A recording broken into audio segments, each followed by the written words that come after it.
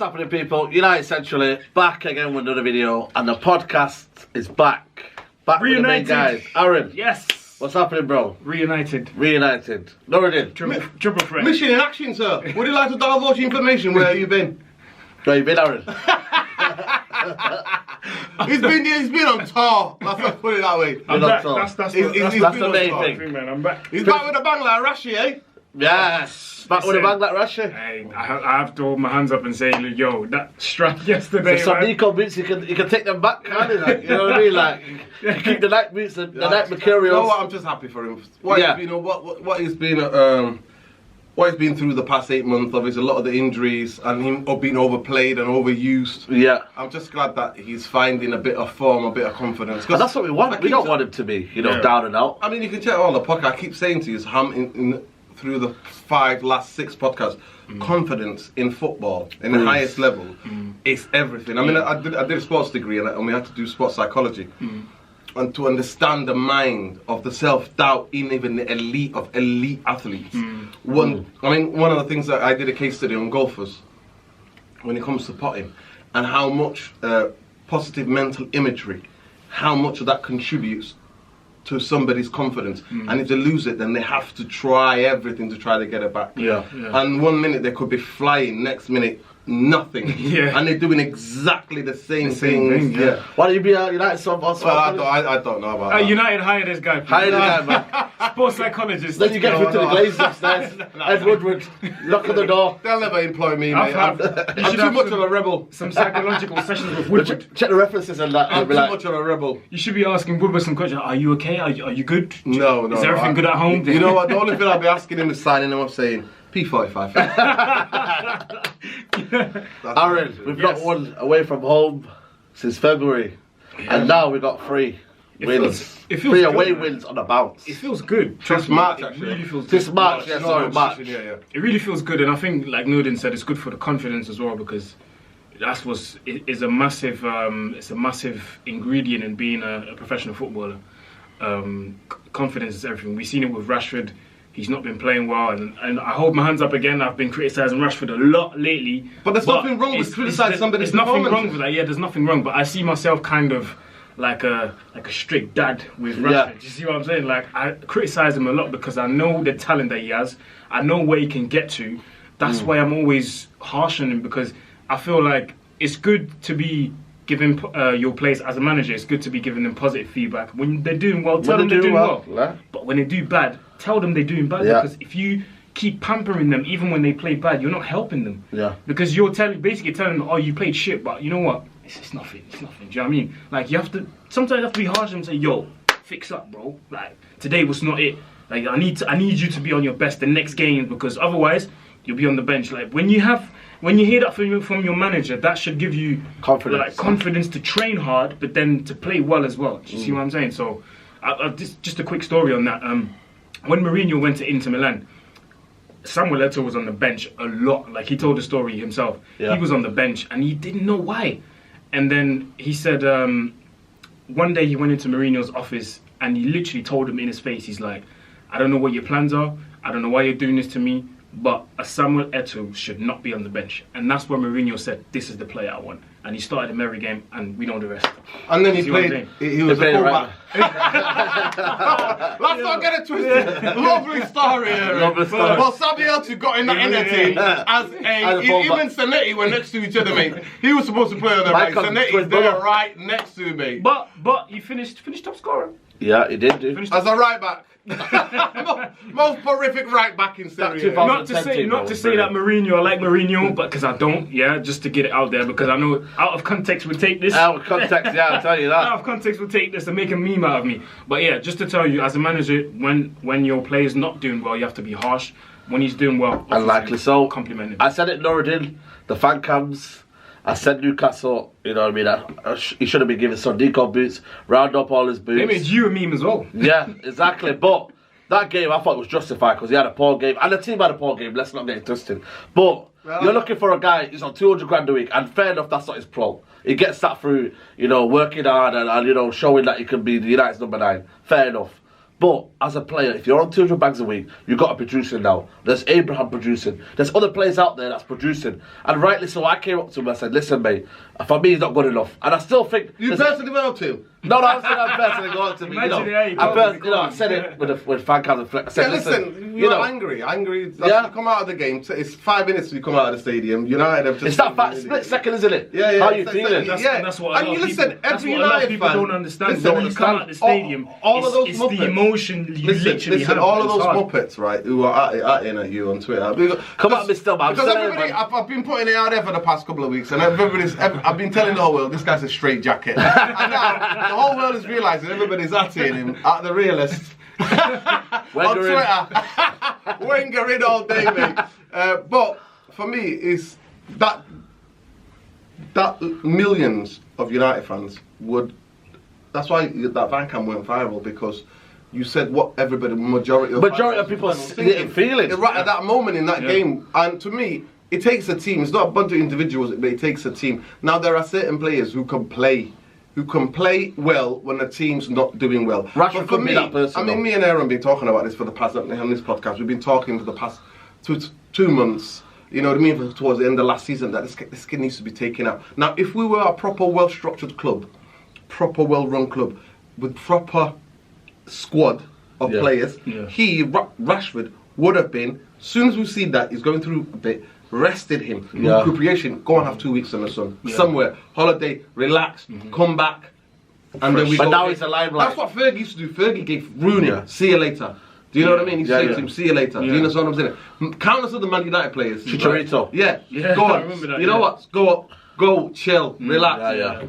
Now, the saying goes that class in certain stuff is permanent, but form is temporary. But some people might sit on the other side. You know what I mean? Temporary. You know what I mean? And form is temporary, and class is temporary.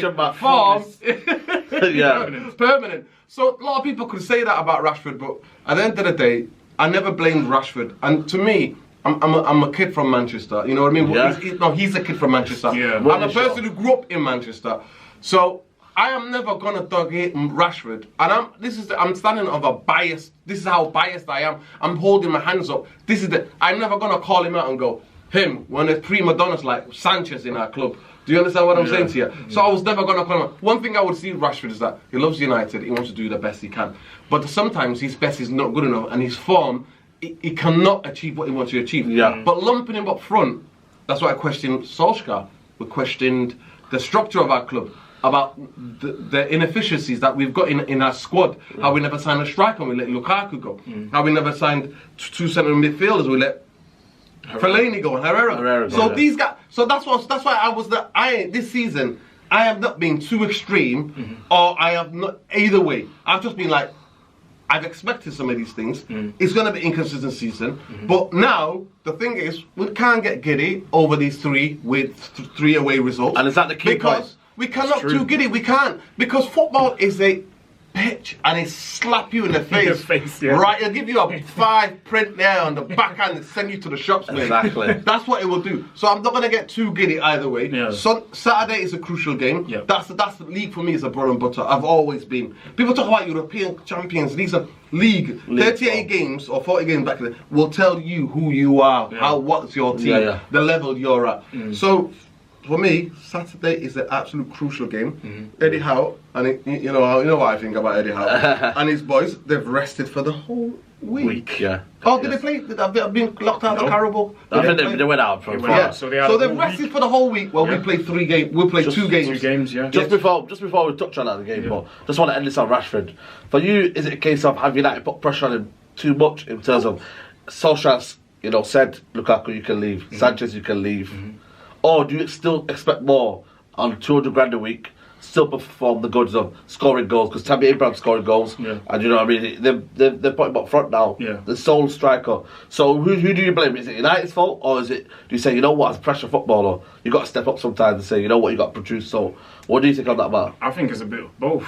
I think it was wrong from Rashford to start asking for more money when he only scored like 10 goals in the league last season. That was a bit wrong for me. But then there was and obviously there's the whole story of him. As soon as the season was done, he asked for the number 10 shirt and stuff like. Maybe that was a bit too early, in my opinion. But also the club, Solskjaer, way too much pressure on the guy. I did say as well. I said if United are going to rely on Martial and Rashford, then we might have a long season. And unfortunately, it came to the point where Martial was injured, so Yep. all the pressure was on him. Yeah. Like, we expected him to do everything. I did as well. But there were certain moments on the pitch where you can say, okay, we know there's pressure from the club, we know there's pressure from Solskjaer, but in this situation here, that's on you, bro. Yeah. Do you know what I mean? That's on you. Like, we talked about this a lot, you know, the movements. I can't remember what game that was where Ian Wright was just pointing out simple things really that you should know. Yeah. Even if you don't play as a number 9 regularly, there should be things that you should be doing. know. Yeah. The movement that he made against Liverpool to score the goal. That's what you should do every time as a number 9. Even if you're a shit number 9, technically you're shit, pace, shit, everything. As long as your movement's perfect, you score goals. And there's plenty of examples you can think of. Right now, at the moment, I'm thinking of Inzaghi. My man didn't have no pace. He didn't have no skill. But he was always at the verge of the offside. Just play that ball and he's free on goal and he scores. Yeah. Do you know what I mean? So that's just... So, to answer your question, there was pressure from the club, pressure from Solskjaer, but he also put pressure on himself by obviously asking for the new contract, the number 10 shirt, and then there's also the stuff outside of the pitch. How many interviews have we seen with him where they hail him up to be this next best thing, and the interview with Gary Lineker where subconsciously puts the pressure on him, and there's an interview here, there's an interview there, and there's we're United and we have to do this, we have to do... Like, this is too much at one point. So I'm thinking maybe you should have taken a step back a little bit and just, you know, work in training, deliver on the pitch. That's it. Yeah. You see what I'm saying? So, yeah. And it's played dividends. And you see with Norwich now, Martial's back. The link up now. You know what, though? That third goal for me was like, I thought, you know what, wow. Oh, the little chip there. The link up play. For me, return of Martial could be more crucial. You look at Rashford's form, but return of Martial now, that could be a crucial one. I would like to just answer a couple of the things that what Aaron said about Rashford. So my point of view is that the money's got nothing to do with it. The money, so him asking him 200 back, that's an agent negotiating his contract on behalf of Rashford. That has absolutely nothing to do with him in terms of he's going in there and asking money. But will that affect his like... You know, yeah, no, let me finish. The point is this, is that Man United turn over huge chunks of money.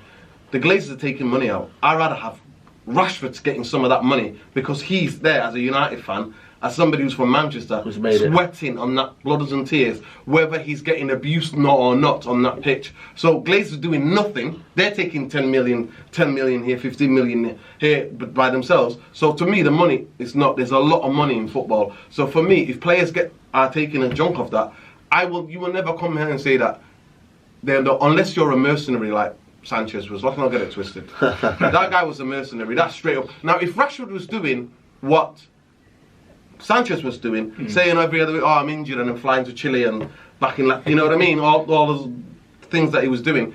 But actually, Rashford was doing the other way. He was injured and he's wanted to play on. He wanted to go, right, I can be this guy. And you know how it is in old school English football. You want to be the guy. I want to be the guy. So the pressure that he was putting under himself was enormous. The fact that he's not been fit. He's not been fit since we played Liverpool game last season. True. When to me, that game, he should have just come off the pitch. We could have played with 10 men. But he stayed on because he knows what he means. As you know, so this kid, I was never too critical.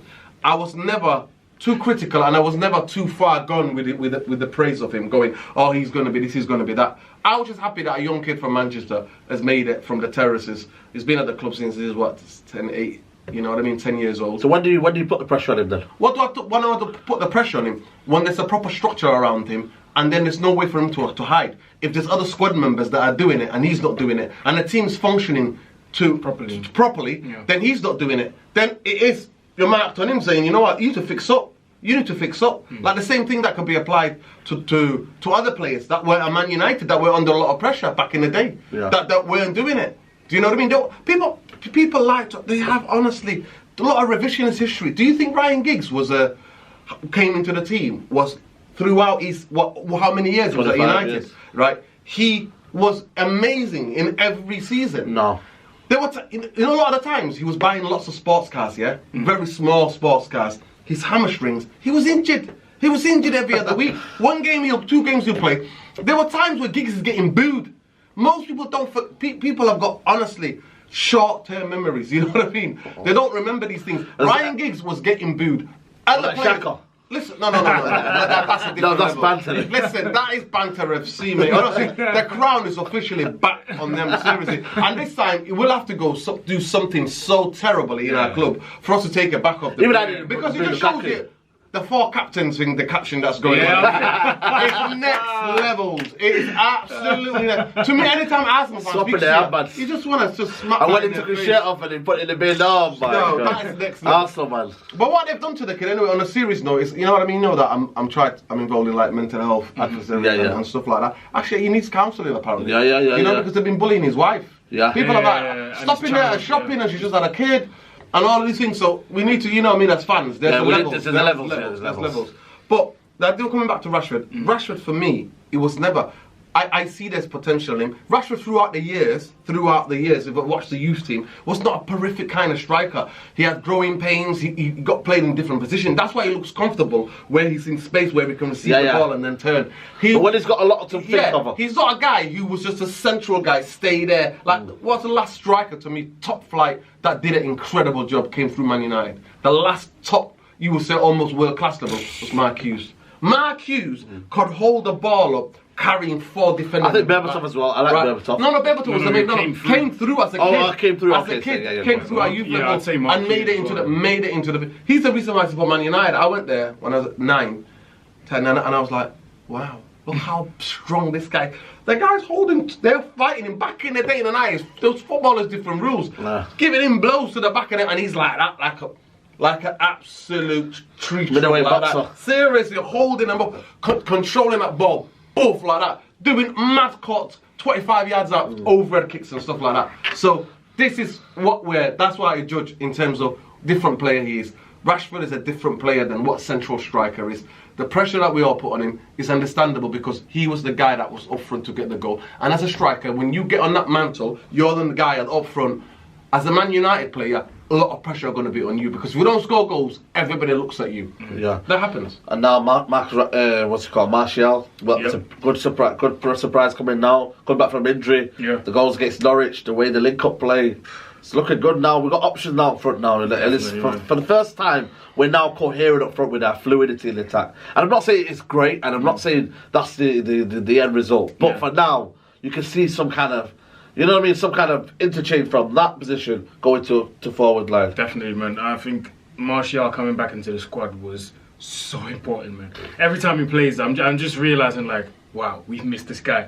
Yeah. Like, the way he just links up the play with the way he comes down and asks for the ball. I think he was involved in all of the goals he scored against Norwich, you know. The first one, he was the one that put James through. We got the penalty. The second one, he comes deep, asks for the ball, gives it to James. James puts in the cross. Rashford tucks it away 2-0. And the third goal, obviously, the link up with Rashford. Like, he's so important, and it's just the little things that he does that no one really pays attention to. Every time he drops deep, plays it, holds it up, looks up, left, right, what can I do? If not, I'll play it back. If I've got an option, I'll play forward. It's just those little things that he does, man, and it just shows his intelligence in the game. It's not just his finishing and his technical ability, it's the thinking as well behind every move, and that's just what we've been missing, man. So and I've read what he said, the interview that he gave, and he said right now it's only about scoring goals, mate. And I was like, yo, he's ready. And when he said that I don't smile, it reminded me of an interview I watched from Thierry Henry, and the guy that was interviewing him, actually, you might know him, Olivier Dacour from Inter Milan. Dacour. So he was asking, like, why did you never smile on the pitch? And he was like, I told people this a million times. I was raised by my dad. And then Thierry said, when he was 12, 13, he played a game against, give the name of the team, and they scored, they won 6-0, and he scored the 6 goals. And then on his way back home from the game with his dad, his dad pointed out every error he made in the game and never mentioned the 6 goals. Wow. So that's why that's elite mentality. Everyone who's asking themselves why we rarely saw Thierry Henry smile on the pitch is because of that. And that conditioned him. And I think Martial, because he's looking up to people like Henry, he mentioned Ronaldo and Adriano as well. Ronaldinho, sorry. Yeah. People that really he looked up to. And I've barely seen Martial smile as well on the pitch because he's just so focused. Like, he doesn't care about anything else. It's the game and understand. Do you know what I mean? So people should check out Mark Hughes' body language on a football pitch. That man went to war. Outside of the pitch, I met him a couple of times, one of my heroes, obviously. The Cliff. And he's absolutely lovely human being. You know what I mean? Got a lot of time for you. Yeah. Really nice. You know, so I can have a chat with you. Do you know what I mean? But on the pitch, a beast, mate. But beast mode. You've got these type of players, beast mode. Outside of he the didn't pitch. smile. He didn't smile at his own players. He'll celebrate his goal, get back to the half. Like, mate. You've got these type of players, you know. Mark Hughes, for me, epitomises. When I've met him in real life, I've gone, but you're like this, and I'm like, you're surprised, thinking, wow, this is who you are. Different. Do you know what I mean? And even to the press, but in one-on-one when the cameras are on, he acts differently because he's as a man, and that's how he acts. Yeah. But in person, I'm saying, like, kept it narrow. But to me, the thing about Martial is, we're talking about Rashford and Martial, with comparison. Martial has always played through the central in all of the through times when he's played as a youth player. Yeah. Only time when he's played to the left or the right at times is when he went to Monaco and as he was developing. Later on, because they had more central strikers in those positions, and to get into the team, he was like, right, I'll play. And plus, he was more interested in the skills and the flicks and the tricks and stuff like that. Yeah. That's what he talks about. But you knew about this, do you know what I mean? You knew about this. But I keep saying to you on the podcast, when you were hammering Ollie, like you justified. Yeah, I was hammering. You were justified to do, but I kept saying, Martial, the blow of Martial is a massive out of this team, massive out of the team. And I was trying to say, without him, because the first 2 games showed me Martial is the next level. Because when I went to see the game at Chelsea game, I was like, this ain't the Martial that I've seen. Martial, and actually the reason why he got injured. Same in the Crystal Palace game and the Wolves game, he was hunting down centre-halves, not giving them a room or space, letting them know he's there. Without, and everybody's like, well, it's not like Rashford, because people will big up, a lot of people who don't like Marcus Rashford were bigging him up, saying, but at least he closes down. Martial's lazy, get him out of our club. Do you know what I mean? A lot of people will comment all of that things that have been built in the press. Mourinho.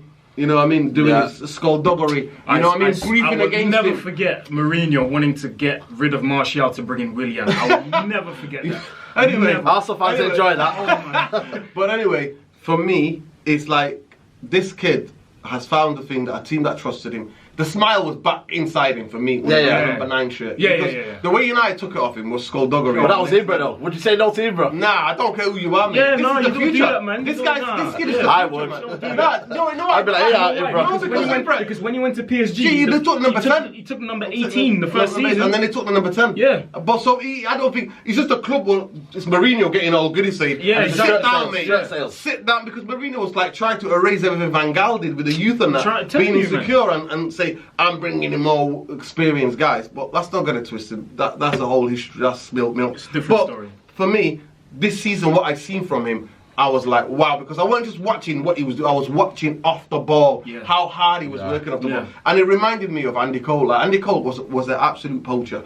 Poacher is a tapping merchant. That's what, and Inzaghi, and Andy Cole's early career was Inzaghi. He was the British Inzaghi. He came to Man United, he realised he had to change his game. He had to become all-rounder. Martial was a trickly kind of winger, kind of forward, inverted winger that can score a goal now and again. That's what he was. But now, he's central striker, and let's not get giddy, injury-ravaged Norwich City, who play a certain way regardless who they play against, because the fundamentals of the belief of their manager.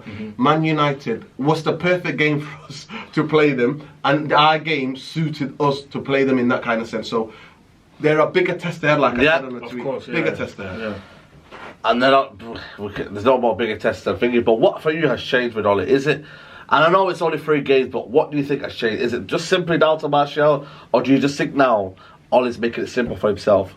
James on the right, Pereira in the middle, Rashford on the left, Martial up front now. And now we're playing the same formation, same team now. Fred and McTominay. He could easily have changed it against against Chelsea. But now is he realising that consistency in the team only brings confidence, only brings the right wins. Yeah, I think it's a bit of both, but also I think he's realised because now we've got a lot of games coming up. Yeah. Especially December time, it's going to be peak. Like today we've been drawn against Colchester. And it's shout out to you, Colchester. It's on the Yo, 16th. they were going crazy, man.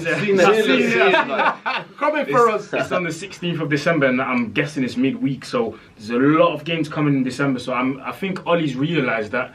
And he just went every game. You seen it against what's it called, against against Norwich. Oh, as soon as we scored the 3-0, he took Martial. That's what you have to do straight though. away, because he knows. Like, I'd rather do that though. If I leave him on any longer, there could be a challenge. Boom, and he gets injured. So I think he's starting to realise that now. He's realised that the changes need to come earlier now. He's making the changes earlier. It's not like the start of the season where he's making changes in this 82nd minute, like against 10 men down to brings on Greenwood with 6 minutes to go. You see what I'm saying? So I think it's that little, because obviously we have one man more in our squad. Martial's back in the squad. I think he's realised that he can rotate properly now, and Pogba and Luke Shaw to come back as well. And Bailly obviously will have more time to. Bailly, where's Bailly, man? Shout out to him, man. Where is he, man? Recovery. And I know a lot of people want him out of the club, but I actually. You know what? I think he's a top player. Imagine him in a free. Because centre backs. Remember, if Bailly was fit, Lindelof wouldn't get a sniff. No way. Lindelof, there's no way this guy. But he has improved lately. You know what I mean? Yeah, he has improved. But I'm just saying in relation to Bailly, Bailly. If Bailly was fit, Lindelof wouldn't be anywhere near that starting lineup in the Premier League. Obviously, with rotation and stuff, he would have played a lot of games. But I think with the people coming back from injuries, Ollie's just that has helped massively. I can rotate a bit more. But I would like to see the likes of Gomez and Chung given another chance. I know they haven't been great. I know they've struggled in games, and I know a lot of people have slagged them off and stuff. I have as well. But it happens. It's football, man. We have good games, we have bad games. It happens. You know what I'm saying? You not really much into this little patch of run, or you just thinking? No. Like I said to you, still know where the club still lies at. Football is a bitch, and it slaps you down, mate. Once you think you're getting giddy, it literally brings you down, mate. Callum Wilson's ready. I'm not getting too giddy, but I think one of the most important things that happened was after the dreadful results that we had and the pressure that was building on Ollie. He's not a stupid guy. One thing about Ollie, he's not a stupid guy. He literally cares about United, right? There's a care and then being good enough. There's having a care, there's two. A loving and Man United, and then being good enough to do the job, right? Mm-hmm. We already know that the club stabbed him in the back by lack of recruitment. Obviously, they said to him, and like I said, the evidence is out there. You only have to do is Google his press conferences. If players go, I expect to play. I still need to find them quotes, by the way. They're there. Trust me, they're there. You said you were going to bring this week. Listen, I'll bring them next week. I've had a tough week at work. Okay. We'll let him on. They're there to see. They're there for everybody to see. Yeah. But I think that international break, those 2 weeks, what came at the perfect time. Oh yeah. Because what he did then, he looked at from top to bottom, the whole squad, the systems of play. Him and his coaching staff have got together and thought, right. And what did we kept saying? And I kept saying, I can defend certain things about Ollie, but what I cannot defend is why he strayed away from the system that served him well. Yeah. Even though we might not have the personnel, right, to play that, why has he gone from the 4-3-3 that served him well, that United pressing up front? And that means, obviously, the injuries came, and that devastated his plan.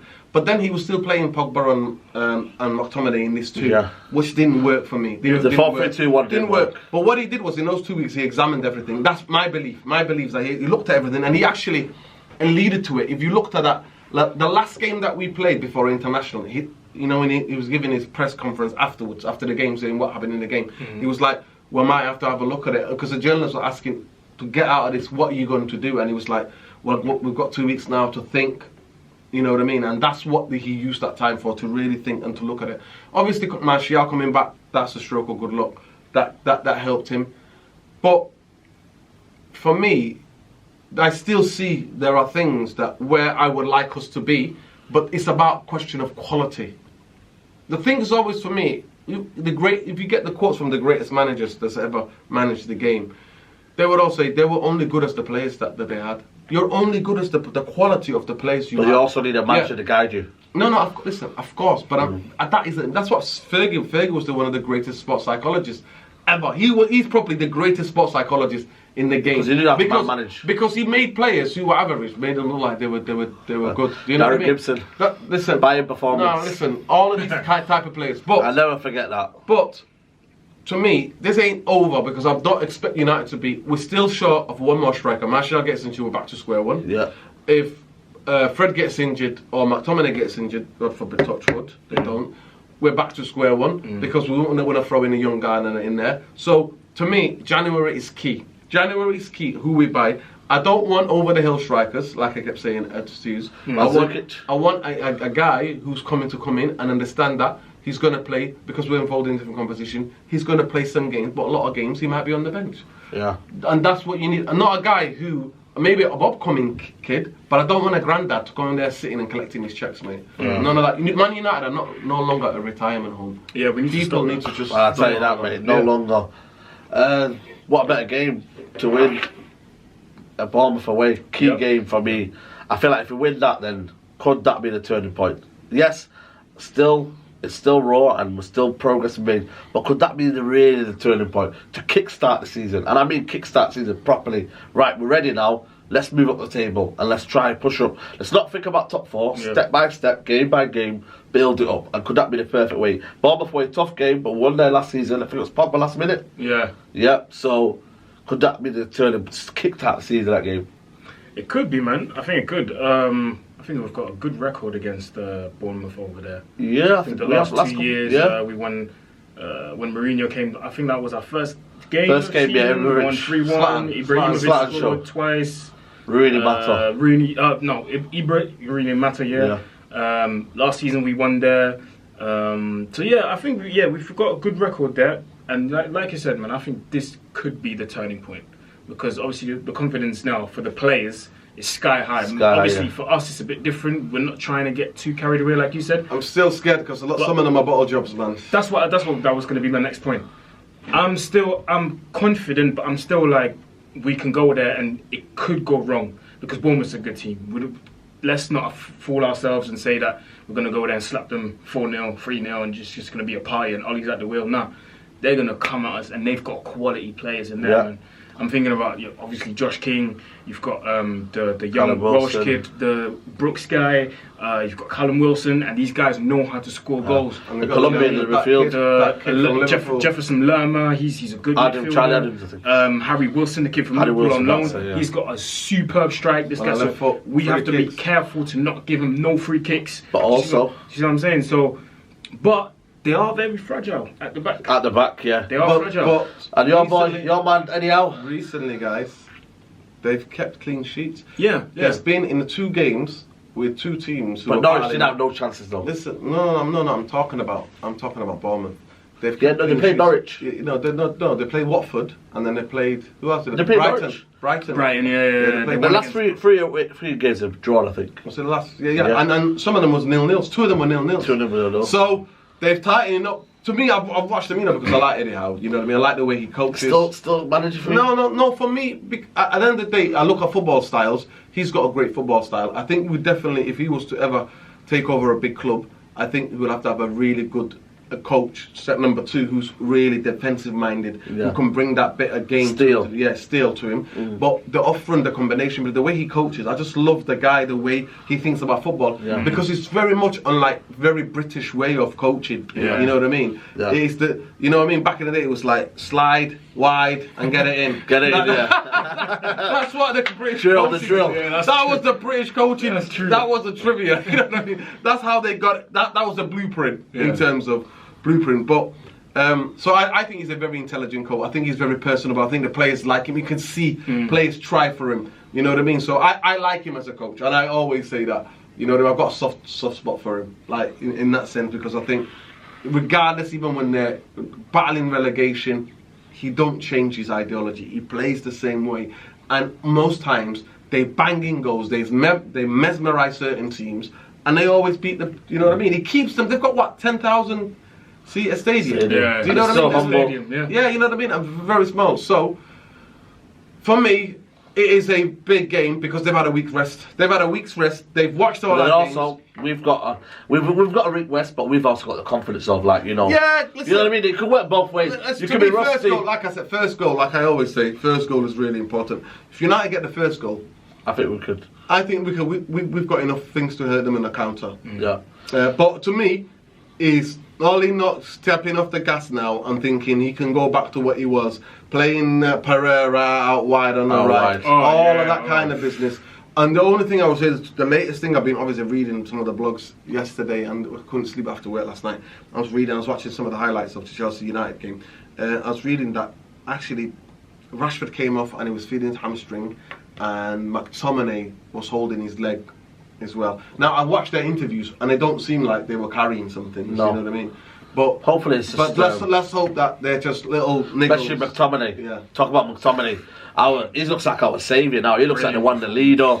You see him at the end. I don't know if you see. No, but you see Get carried away, man. What? No, that's carried away. He's been our best player, really. Yeah, he's Last been, couple of games, yes or no? Yeah, he's been our best player, but Again. But it's who you're playing against. I know you can only play against what you've got, but that's not over. Before we're talking about Rashford, we're overblowing Rashford. No, but we're saying now he's playing very, very well. Yeah, he's playing really well at the moment. Yeah. But let's not overblow him to be this. I think he's getting the confidence to think now, I'm not just a guy who's part of the squad. I'm central to this team, and I'm one of the leaders of this team. So that brings a different kind of responsibility. But still, as a footballer, he's very limited. I did say that. Technique. Yeah. He's not what technical But skills. now he's showing levels that we're surprised by. No, because at the moment we lack quality. We're lacking really serious quality. He's got passion. He knows what his place to put Man United. You can put your foot there. Yeah, like I keep always saying, if he has half of talent as Darren Fletcher had, we've got a fantastic player on our hands. Yeah. And because Darren Fletcher for me was an amazing Man United player. What's your I agree, man. Formation wise and just quickly on McTominay. I agree with what Nudin says, man. Obviously he's had great performances lately, but we have to be careful. McSweats and all that. Yeah, we have to be careful. No. He's still very limited, and I've said it. I give him a 10 on Norwich, man. I thought it was brilliant. People got into you in the comments still, man. Yeah, no, that's where you were. See what I mean? Straight jacket talk. Straight jacket. The idea is this guy is either the performance of Bisbal and the straight jacket barometer goes off. There's the no roof. in between, buddy. Literally goes off the roof. And the United win, and the giddiness goes off the scale again. No, but and that was ten performance masterclass. That was a masterclass, though. It's like when we won 4-0 against Chelsea, first game of the season. You say we're going to win the league. Listen, you can see. You didn't have to say that. That's why I love you. That's why I love you. That Harry Beckham ball. Well, when we won 4-0 against Chelsea, and then the players celebrated the goal, and there was a sequence where you could see McTominay there, and we screaming. He was saying, "Oh, another one! Let's go! We go again! That's what you want, though, man." And then people took that and said, "Oh, he can be captain." I'm like, guys, come on, man. Just because someone screams, we go again, don't mean he can be a captain. Yeah. And yesterday, obviously, he was screaming again. He was down on his knees and shouting and screaming, and people were saying, "Oh, look at the passion." I know he knows what it means to play for the club, but that don't make you a captain. We need a bit more at the end of the day, it's quality that matters. No, those players have to be in the first team, 100%. Yeah. You need guys like him to let everybody else know. But we need quality alongside him. Because now, obviously, we're in the Europa League. We're playing, these ugly teams and whatnot. If we qualify for the Champions League next season, it's gonna be a different breed of teams, bro. I know. It's gonna be. Bro, you're not gonna need a man that just can run in the field. It's not passion that's gonna win your games. At times, it's purely technical ability that's going to win you games. Knowing when to play a part, and not just technical ability, but this as well. This is what. Again, going back to that same Henry video that I watched, they asked him about Mbappe, and the first thing that he said, he never talked about his pace. He never talked about his finishing. Never talked about he's joyful on the pitch. The first thing he talked about was, I like the way he thinks. Because when you see Mbappe, brings you to his right, thinks, goes back to his left, goes back to the guy thinks. Just the runs he makes. And he's saying the most important thing in football is your brain. You have to develop your brain. Running, passion, tackling, all of that is good. Berbatov never had that. If you had none of that, but because he's got the brains, he was a fantastic player. Technically gifted. Technically unreal. Unreal. You would get the ball, you could smash the ball into his feet, and he would just stop it with one touch. Cantona was the same. Exactly. Not great pace. Yeah, to answer your question, Bournemouth's going to be a hard game, so I reckon we're going to go with De Gea and net, obviously. The back four speaks for itself. It's going to be Is it Wan-Bissaka. Shaw back, or you think Young will still be? No, I think it's going to be Brandon Williams. Yeah, he should play. I'm not lying to you. He should play because he's knocking on that door now. No, it's not. It's not even knocking on the door. Man, He's opening the door. He doesn't need that much rest, man. I just don't want to effing see. I should not doing anything wrong at the minute. No, are you kidding me? Bro, they've got, Against Norwich, what game were you watching? He did one mistake. One mistake. Pookie, and then you know that kid, the winger, who put it. Aarons. They should have scored. No, the Aarons is the one who's the right back. Oh, he's a right back. But it's the other kid who's up front for them. He looks like a baby. The one Oh, Cantwell. Yeah. They both should have scored. Most people forget about this Mr. game. Reliable, There man. was two. Nah, man. There were two I balls. like There were two balls. Right, they targeted him. First of all, they gave him. I tweeted it out. Every team we play against now, But you don't need to lead on the Ashley fixture Young now. Gives Ashley Young, right? Gives Ashley Young the amount of space on the ball and go. He's shit anyway. Give him the ball. Literally, they all go down our left hand side and go on, lad. Let's see what you can do. But you don't need to lead on the pitch, though. No, leader. What? You're having a laugh. Let me finish He's my vocal. lineup. Let me finish this up. Yeah. De Gea, Wan-Bissaka, Lindelof, Maguire, Brandon Williams. I want to see Williams. He's got to play. He's got to play. He's good enough. He's to play. good enough, man. I don't want none of this. He's not ready yet. Bro, he's played games where it was crucial.